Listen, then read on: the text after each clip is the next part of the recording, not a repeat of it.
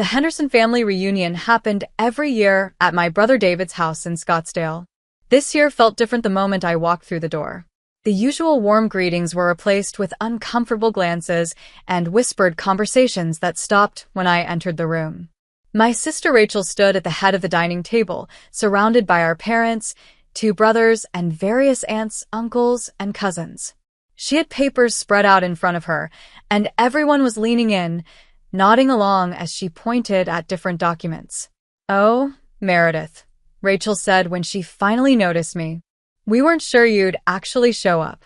"Of course I came," I said, setting down the wine I'd brought. "It's the family reunion." Dad barely looked up from the papers. Mom gave me a tight smile that didn't reach her eyes. My younger brother Marcus pretended to be intensely focused on his phone. I'd known something was coming. Mom had passed away 6 months ago after a sudden heart attack. The grief was still raw, made worse by the fact that I'd been the only one with her at the hospital when it happened. Rachel had been too busy with her real estate career. David was closing a business deal. Marcus simply didn't answer his phone. But I'd held Mom's hand. I'd heard her final words. And I'd kept those words to myself for half a year, watching and waiting. "We're just going over Mom's estate," Rachel continued, her voice taking on that patronizing tone she'd perfected over the years.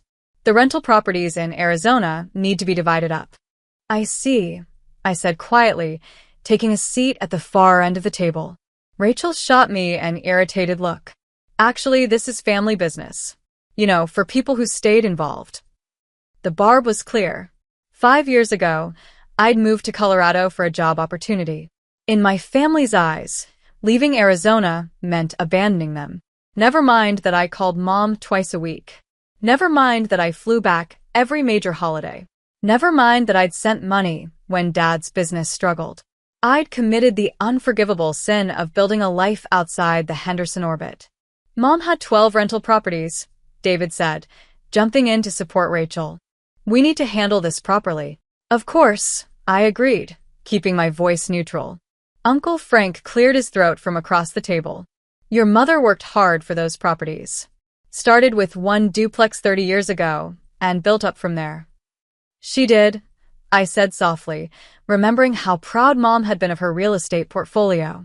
How she'd scrimped and saved, fixed leaky faucets herself, dealt with difficult tenants at 2 a.m. Those properties represented decades of her life. Rachel shuffled her papers importantly. "So here's what we've decided. Since I'm in real estate and I understand property management, I'll take 6 of the properties. David gets 4 since he helped Mom with maintenance. Marcus gets 2. The room was silent. Everyone was carefully not looking at me. "And what about Meredith?" Aunt Carol finally asked. Rachel's smile was razor-sharp. "Meredith left. She made her choice when she moved to Colorado and stopped being part of this family." "I didn't stop being part of, I started." "You missed Dad's retirement party," Marcus cut in. "I was recovering from surgery," I said calmly. "I sent a video message and a gift." "You weren't at David's promotion dinner," Rachel added. "I was in the hospital with Mom that week. She had pneumonia." "Where were all of you?" The silence that followed was deafening. Dad finally spoke, his voice gruff. "What's done is done. Rachel's proposal seems fair. She's been here. She's put in the work." Something inside me went very still and very cold. This was it. The moment I'd been preparing for since I sat in that hospital room and Mom had gripped my hand with surprising strength for someone so close to death. "Okay," I said simply. Rachel blinked, clearly expecting an argument. "Okay, if that's what the family has decided." I folded my hands in my lap, the picture of calm acceptance. "Well, good," Rachel said, though she looked suspicious. "I'm glad you're being reasonable about this." "I'm always reasonable," I replied with a small smile. The conversation moved on. People started discussing which properties would go to whom, talking about rental income and property values. Rachel had clearly done her homework, presenting detailed spreadsheets about each building's worth. I sat quietly, sipping water, watching the performance. Then the doorbell rang. David frowned. "Who else is coming?" "Everyone's here." "I invited someone," I said calmly. "I hope that's okay." Rachel's eyes narrowed. Who? I stood and walked to the door. Standing on the porch was Gerald Morrison, Mom's estate attorney. He was a distinguished man in his 60s with silver hair and a briefcase that had seen better days. Mr. Morrison, I greeted him warmly. Thank you for coming. Of course, Meredith, he said, his voice professional but kind. I believe it's time. We walked back into the dining room together. The family reunion chatter died instantly. Everyone, I said, gesturing to Mr. Morrison. This is Gerald Morrison. He's been Mom's estate attorney for over 20 years. Rachel stood up abruptly, her chair scraping against the floor. What is this? We already have everything figured out. Do you? Mr. Morrison asked mildly, setting his briefcase on the table. Because I have some documents here that might change that understanding. Dad's face had gone pale. Meredith, what's going on? Mom asked me to wait 6 months, I said quietly, looking at each family member in turn. She wanted to see what you would all do, how you would handle her passing, whether you'd remember the daughter who moved away, but never stopped calling, never stopped caring. This is ridiculous, Rachel snapped. Those properties are not yours to divide, Mr. Morrison interrupted smoothly. He opened his briefcase and pulled out a thick folder. In 2018, Mrs. Eleanor Henderson executed a series of quitclaim deeds transferring all 12 rental properties into an irrevocable trust. The room went completely silent. The beneficiary of that trust, Mr. Morrison continued, pulling out document after document, is her daughter Meredith and Henderson. Marcus actually laughed. That's impossible. Mom would never.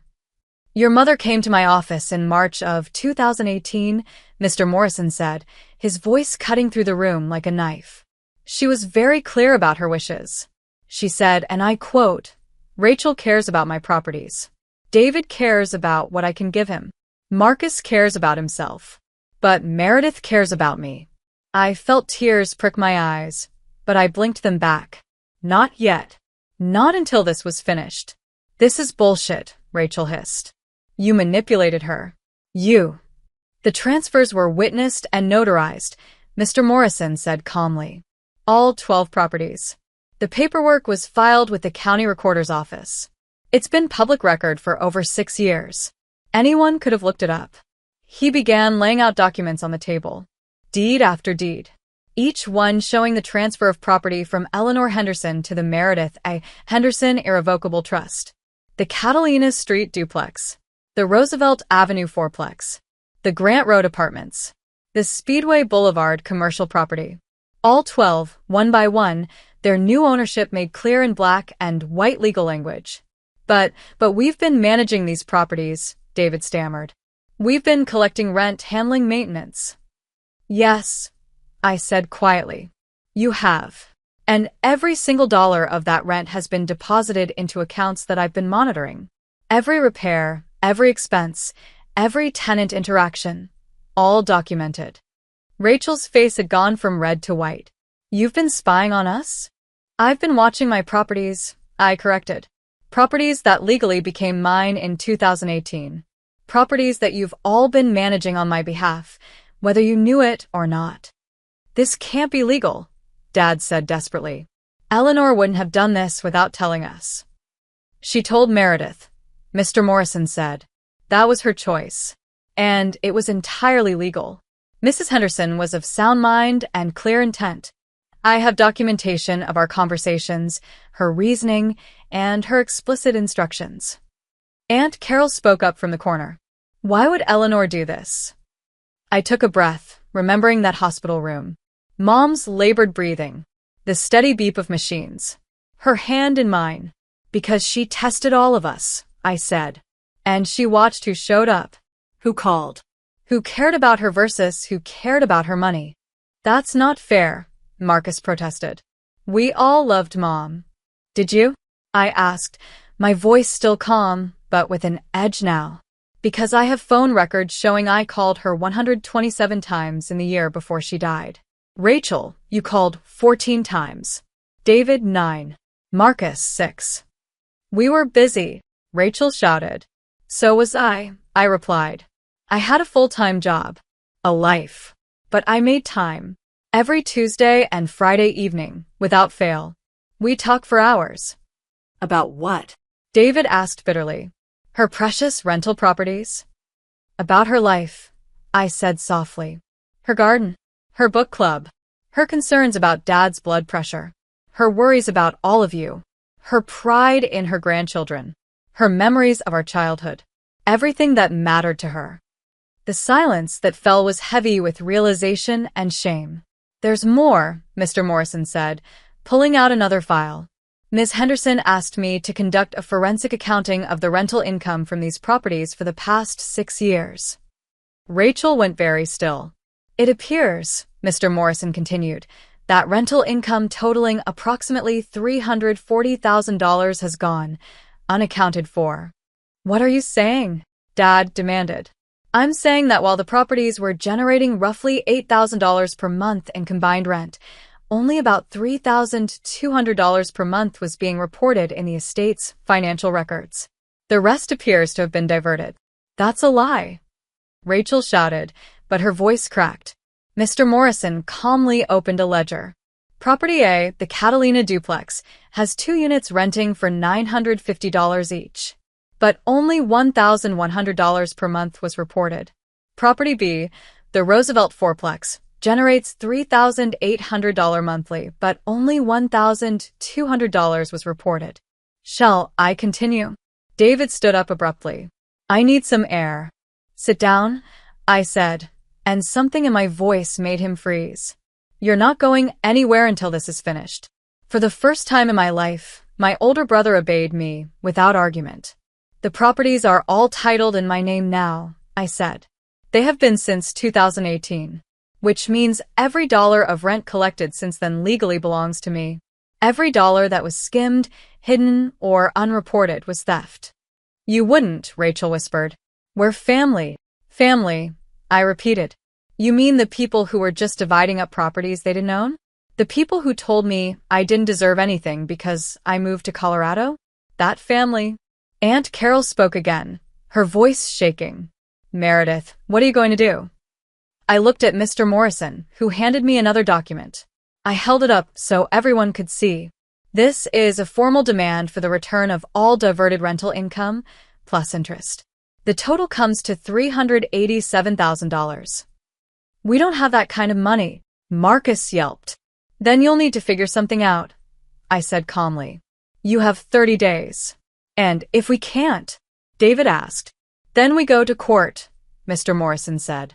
And possibly criminal charges for embezzlement and fraud.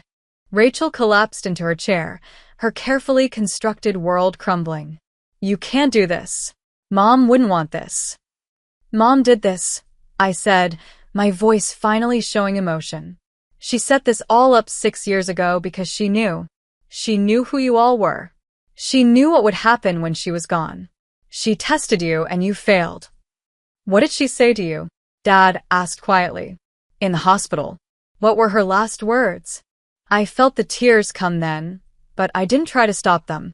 She said, watch them. See who they really are when I'm gone. Then do what needs to be done. You're the only one strong enough. The room was silent except for someone's muffled crying. I think it was Aunt Carol. I didn't want to believe her. I continued. I thought maybe she was being paranoid. Maybe the medication was making her cynical. But I watched. I waited. And you proved her right. So what now? David asked, his voice hollow. You take everything and we get nothing? No, I said, and saw a flicker of hope in several faces. You get exactly what you earned, which is a bill for $387,000 in stolen rental income. We can't pay that, Rachel said desperately. You managed to spend it, I replied. Rachel, I see you bought a new BMW last year. David, that boat in your driveway looks expensive. Marcus, how much did you spend in Vegas over the past 3 years? Marcus actually flinched. The money was there when you wanted it. I continued. Find a way to pay it back. And if we do? Dad asked. If we somehow come up with that money, then what? I considered this. Then we're done. The properties are mine, as they've been for 6 years. I'll manage them myself going forward. You'll have no claim on them, no involvement with them, and no share of the income. That's it, Rachel asked bitterly. After everything Mom built, you just cut us out? Mom cut you out, I corrected gently. In 2018, when she saw clearly what I'm only now accepting. You loved what she could give you. I loved her. Uncle Frank stood up slowly. I think I need to go. He looked at me, his eyes sad. Your mother was a wise woman, Meredith. I'm sorry it came to this. He left, and slowly others followed. The reunion disbanded in shocked, shameful silence. Within 20 minutes, only my immediate family remained. Mom, Dad, Rachel, David, Marcus, Mr. Morrison, and me. I need those financials, Mr. Morrison said to Rachel. All of them. Every bank statement, every deposit record, every expense report. You have 48 hours to deliver them to my office. Rachel nodded mutely. And I need keys to all 12 properties, I added. Immediately. David pulled out his key ring with shaking hands and started removing keys. Rachel did the same. Marcus had to go to his car to get his set. When they were all piled in front of me, a small mountain of brass and silver, I felt the weight of what I'd just done settle on my shoulders. Can we talk about this? Dad asked. Please, Meredith. Let's not do this. We are doing this, I said firmly. It's already done. It was done in 2018. You just didn't know it. Your mother wouldn't want this family torn apart, Mom said, speaking for the first time since the revelation. I looked at her carefully. You knew, didn't you? About the transfers? She hesitated, then nodded slightly. Eleanor told me. Made me promise not to say anything. And you agreed? Dad looked betrayed. She was dying, Mom whispered. She knew it before any of us. Her heart was giving out, and she knew. She wanted to protect Meredith. She said Meredith was the only one who'd never asked her for anything. It was true. In all my years, I'd never asked Mom for money, for help, for anything except her time and her stories. I should have said something, Mom continued, tears streaming down her face. But Eleanor made me promise. She said it would all work out the way it needed to. It has, I said quietly. Rachel let out a bitter laugh. You must be so proud of yourself. Playing the long game.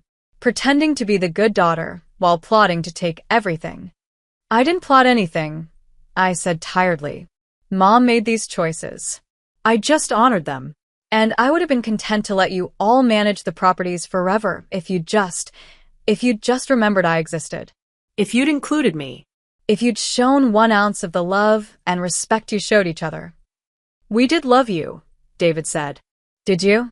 I asked. Or, did you love the idea of me? The sister who lived far away and didn't interfere? The one you could forget about until family reunions. No one had an answer. Mr. Morrison cleared his throat. I think we've accomplished what we needed to today. Meredith, I'll need to meet with you tomorrow to discuss property management and the financial recovery process. Of course, I said. Thank you for coming, Mr. Morrison. He nodded to everyone and left, taking the heavy legal atmosphere with him. What happens now? Marcus asked quietly. Really? What happens to us? I looked at my youngest brother. He'd always been the follower, going along with whatever Rachel and David decided. You have 30 days to provide full financial accounting and return the diverted funds. After that, we'll see. And if we can't, Rachel pressed. Then Mr. Morrison will file a civil suit for recovery of the funds and possibly criminal complaints for fraud and embezzlement. That's not a threat, Rachel. That's just the legal reality. You'd really send your own family to jail? David asked, shocked. You really stole from your own sister, I countered. For 6 years. Nearly $400,000. So, let's not pretend I'm the villain here. Dad stood up, looking older than I'd ever seen him. I think we should all go. This has been a lot. Yes, I agreed. It has. They filed out one by one. Rachel wouldn't look at me. David muttered something under his breath. Marcus just looked lost. Dad paused at the door. She really loved you, he said quietly. Your mother. She talked about you all the time. I know, I said. I loved her too. I wish. He trailed off, seeming to age another decade in that moment. I wish we'd done better by you. Me too, Dad, I said softly. Me too. He left, and I was alone in David's house with the 12 sets of property keys on the table in front of me. I picked them up slowly, feeling the weight of each one. 12 properties. 12 pieces of my mother's life's work. 12 testaments to her wisdom in knowing who would treasure what she built and who would just see dollar signs. My phone buzzed.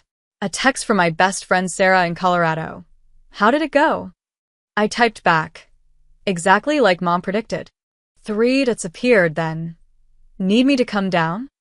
No, I wrote. I'm okay. Really? I'll call you tonight. I gathered the keys and my purse and walked out of David's house, probably for the last time. The Arizona sun was setting, painting the sky in shades of orange and pink that Mom had always loved. I drove to the first property, the Catalina Street duplex, where this all began 30 years ago. It was a modest building, well-maintained, with a small garden in front that Mom had planted. I sat in my car looking at it and finally let myself cry. Not for the family I'd just confronted, but for the mother who'd loved me enough to see clearly. Who'd protected me even from beyond the grave. Who'd known that someday I'd need this gift and this lesson. Thank you, Mom, I whispered. I'll take care of them. All 12. Just like you took care of me. The tears came harder then, grief and relief and vindication all mixed together. I cried for the family that could have been, for the relationships that would never recover, for the trust that had been broken long before today. But I also cried with gratitude, because Mom had seen me, really seen me, had known that I would need not just the properties, but the validation that I wasn't crazy, that I wasn't the problem, that my love had been real and returned, even when everyone else made me doubt it. The next 4 weeks were brutal. Rachel hired a lawyer who immediately tried to challenge the transfers, claiming undue influence. It went nowhere. Mr. Morrison's documentation was ironclad. Mom had been examined by 2 independent physicians before executing the transfers, both of whom certified her sound mind and clear intent. David tried a different approach, calling me repeatedly to negotiate. He offered to buy back some of the properties at below market value.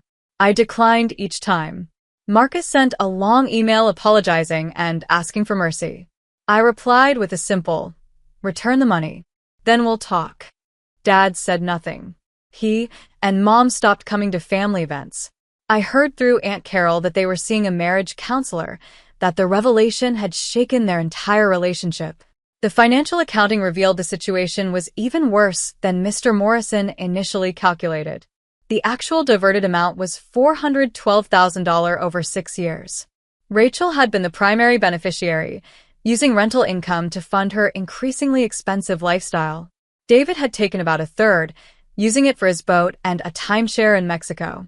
Marcus had received the least, but had still benefited to the tune of $40,000. None of them could pay it back in 30 days. Rachel's lawyer sent an offer to settle for $150,000 paid over 5 years. I rejected it.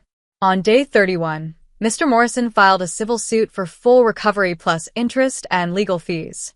The total claim was now $467,000. Rachel showed up at my hotel room that night, drunk and crying. Please, she begged. Please don't do this. I'll lose everything. You should have thought of that before you stole from me, I said, not unkindly. For 6 years, Rachel. 6 years. I didn't know it was yours, she shouted. That doesn't matter, I replied calmly. It wasn't yours. You never asked questions. You just took what you wanted, like you always have. She left, cursing me. I felt nothing. The lawsuit moved forward. David and Marcus tried to negotiate separately, offering to testify against Rachel in exchange for reduced penalties. I refused. They were all equally guilty. 3 months after the reunion, the court ruled in my favor. The judgment was for the full amount plus legal fees, $489,000 total.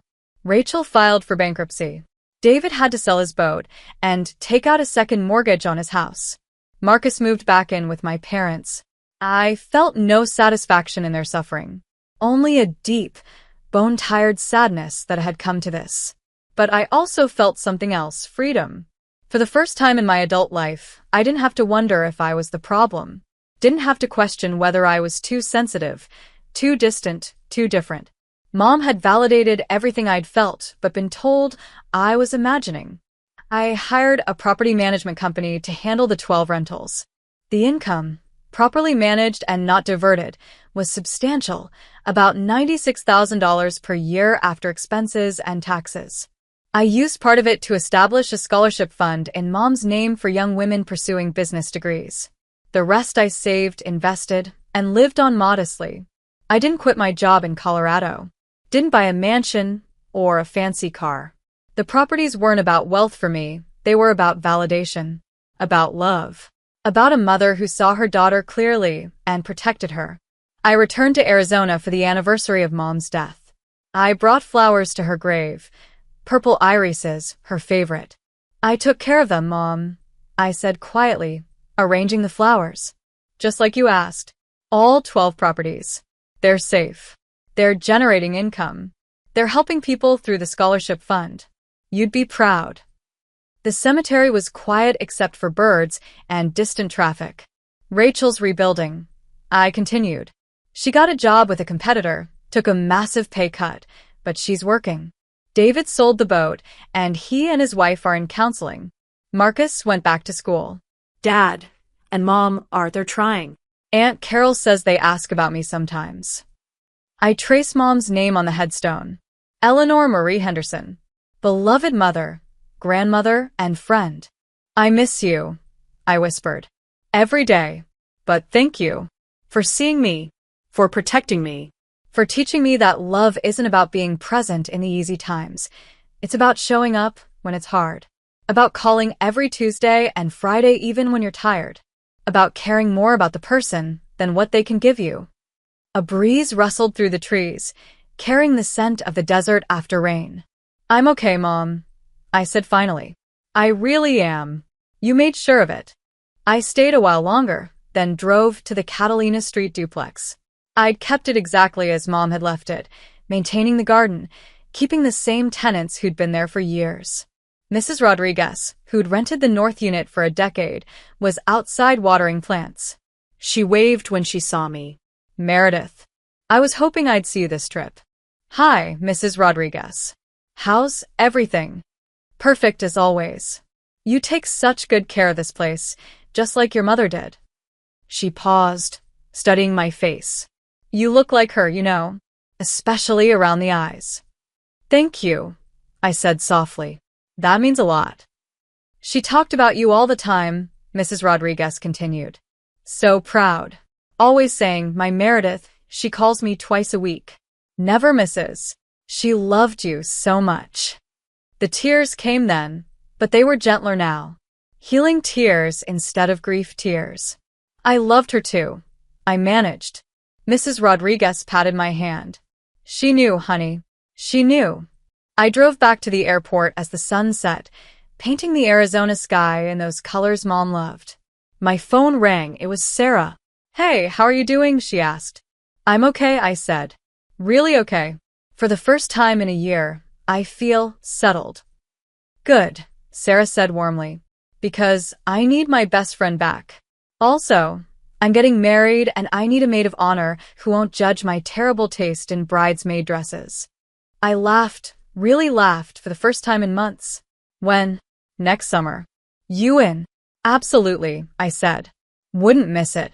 As my plane took off that evening, I looked down at the city lights of Phoenix spreading below. Somewhere down there were 12 properties that Mom had built, protected, and passed to the daughter who understood that real estate wasn't just about buildings. It was about legacy, love, and seeing clearly who people really were. I'd learned that lesson well. Too well, maybe. But I wouldn't trade it. Because Mom had given me more than properties. She'd given me validation. Freedom. The knowledge that I wasn't crazy, wasn't wrong, wasn't the problem. She'd given me the truth. And sometimes the truth costs $489,000 and your entire family. But it's worth it. Every single penny. 2 years after the reunion, I received a letter. It was from Rachel, handwritten on plain paper. Meredith, I don't expect you to forgive me. I don't even know if I've forgiven myself. But I wanted you to know that I've been going to therapy, working through why I did what I did. Why I took money that wasn't mine. Why I treated you the way I did. The therapist says I was jealous. That sounds so petty and small, but it's true. You left. You built a life away from us, away from Mom's shadow. And you were still her favorite. I could never understand that. I stayed. I managed the properties. I showed up for everything. And still, she chose you. I get it now. She didn't choose you because you stayed or left. She chose you because you saw her as a person, not as a resource. You loved her, not what she could give you. I wish I'd understood that before she died. Before I destroyed our relationship. Before everything fell apart. I'm not asking for anything. Not forgiveness, not a relationship, nothing. I just wanted you to know that I finally understand. And I'm sorry. Not sorry I got caught, sorry for who I was. Who I became. Take care of those properties. They meant everything to Mom. And clearly, you meant everything to her too. Rachel. I read the letter 3 times, sitting in my apartment in Colorado with tears streaming down my face. Then I did something I hadn't done in 2 years. I called her. She answered on the 3rd ring, her voice uncertain. Hello. It's Meredith, I said. Silence. I got your letter. I continued. Oh, she said quietly. I didn't know if you would. I did. And Rachel? Yeah, thank you. For understanding. Finally. Her breath caught. Does this mean? It doesn't mean we're okay, I said gently but firmly. It doesn't mean I'm dropping the lawsuit or giving back any properties. It doesn't mean we're going to be close again. I know, she whispered. But it means, I continued, that maybe someday we can have coffee. And talk. And you can tell me about your therapy, and I can tell you about Mom's scholarship fund, and we can try to be something. Not sisters like we were, but something. I'd like that, Rachel said, crying now. Someday. Whenever you're ready. Me too, I said. Someday. We hung up, and I sat for a long time, looking at the letter. Mom had been right about so many things. Right about who her children were. Right about what they would do. Right about who needed protecting. But I don't think even Mom could have predicted this, that the pain would eventually lead to growth. That the confrontation would force change. That the truth, as brutal as it was, might actually set us all free. The properties still generated income. The scholarship fund still helped young women. The lawsuit still stood as a legal reminder that actions have consequences. But now there was also this, a letter, an apology, a tiny seed of possibility that maybe, just maybe, something better could grow from the ashes of what was destroyed. I folded the letter carefully and put it in my desk drawer, next to the deed to the Catalina Street duplex and the photo of Mom in her garden. What do you think, Mom? I asked the empty room. Do we give her a chance? The answer came not in words but in a memory. Mom's voice, 2 days before she died, weak but clear. People can change, Meredith. They just rarely want it badly enough. But when they do, when they really do, love means giving them that chance. I smiled, wiping my tears. Okay, Mom, I said. Someday. We'll try someday. And for the first time since that reunion, since the revelations and the lawsuits and the pain, I felt something that had been missing. Hope. Not for what was, but for what might yet be.